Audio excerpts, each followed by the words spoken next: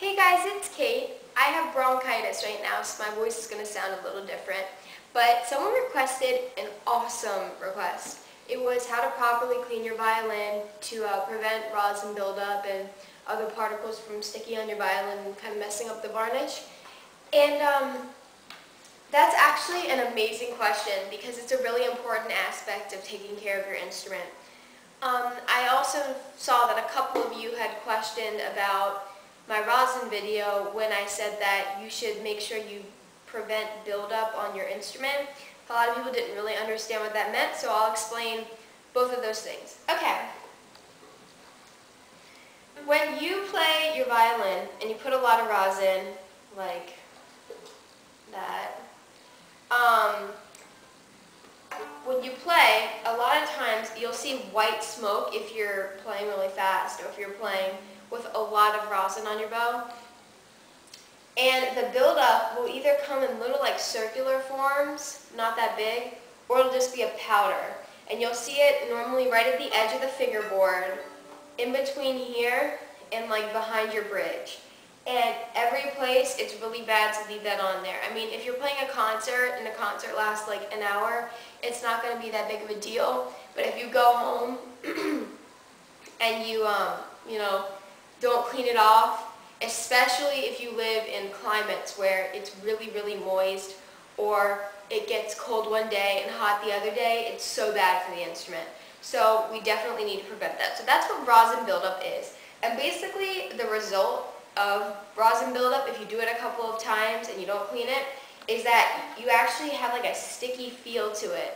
And if you're playing up high, up here, you can't really play on it quickly because your hands will get stuck on it. And also, it really diminishes the value of your instrument.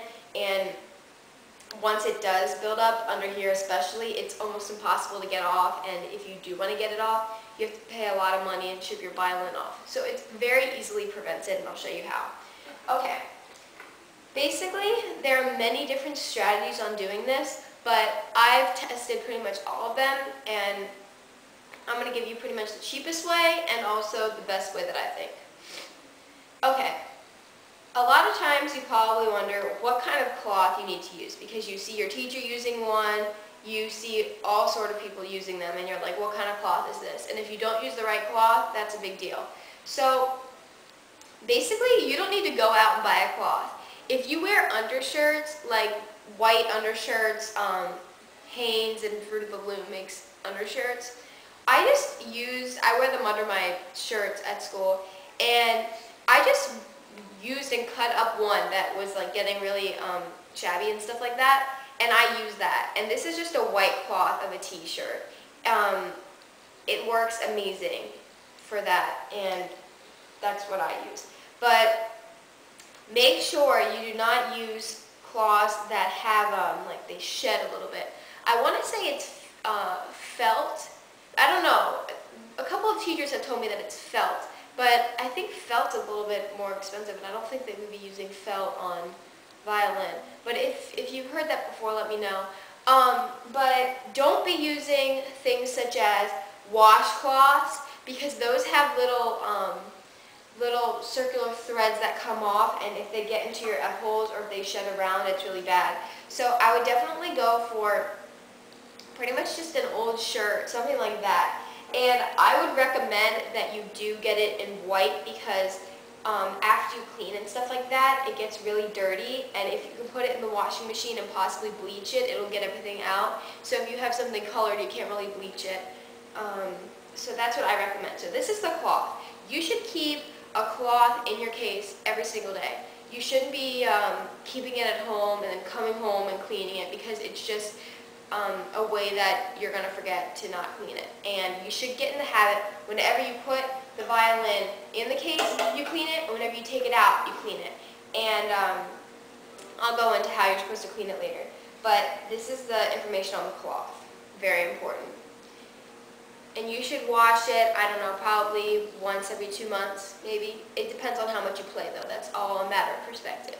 Okay, now I'm sure a lot of you have seen different types of cleaners, and they pretty much try to sell me everything whenever I go to concerts or anything, and they're all the same thing. Personally, what I recommend is a cleaner from, I think it is from French, but I don't think it says it on here. But this is just clear cleaner for stringed instruments.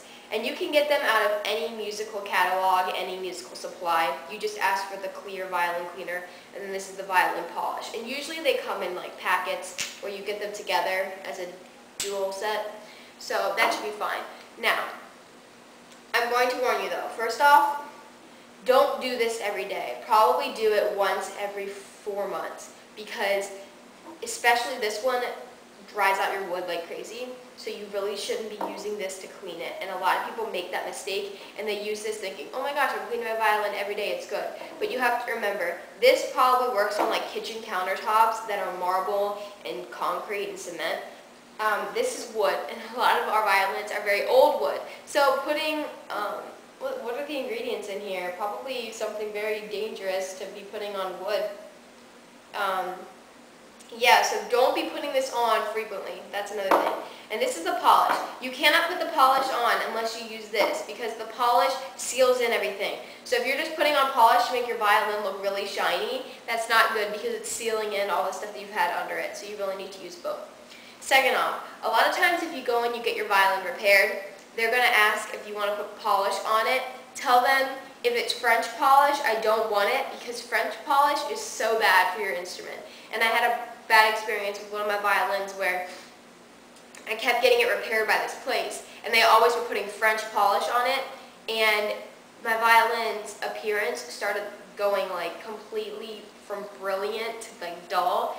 And I decided to ask one of my teachers, and they were like, oh my gosh, they put the French polish on there, you're never supposed to get it on there. So I'm warning you right now, ask them what kind of polish it is. I would definitely get away from doing the whole polish thing from instrument cleaners and stuff like that, because they're really bad for your wood. And a lot of times people will clean it carelessly and put polish on there, not realizing the value of their instrument, and it's really detrimental to your instrument.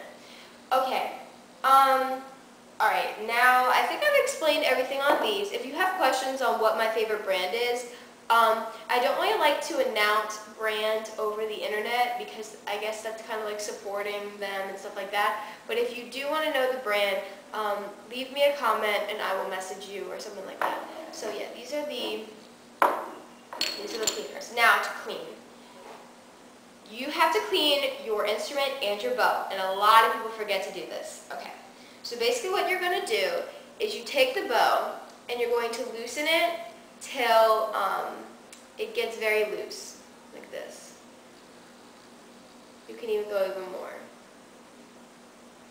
Okay, and you're going to do it so it's loose, and you're going to take the cloth, and you're going to start at the bottom here, and you're going to push it through like this. And you're going to take your thumb right here so that it's on the wood, and you're just going to put pressure and slide it all the way through and all the way back. And all the way through and all the way back. And you're going to do that about 10 times after you play. And you have to use a little bit of pressure. I mean, don't be like giving it the death grip, because your bow will snap in half. But don't just be like going like la la la la, because rosin is pretty thick, because it's technically like a component of maple syrup. It comes from the same tree that maple syrup is made from, so it's kind of sticky. So you really have to put a little bit of pressure on it, and I mean, keep your hand moving like this. And that prevents a lot of buildup, so that the inside of your bow looks like the outside, which is good. So that's for the bow. Then for the violin, you're going to start by unraveling the cloth like this. And you're just going to go like this and get it out from under here. And then you're going to take your cloth and you're going to go like this.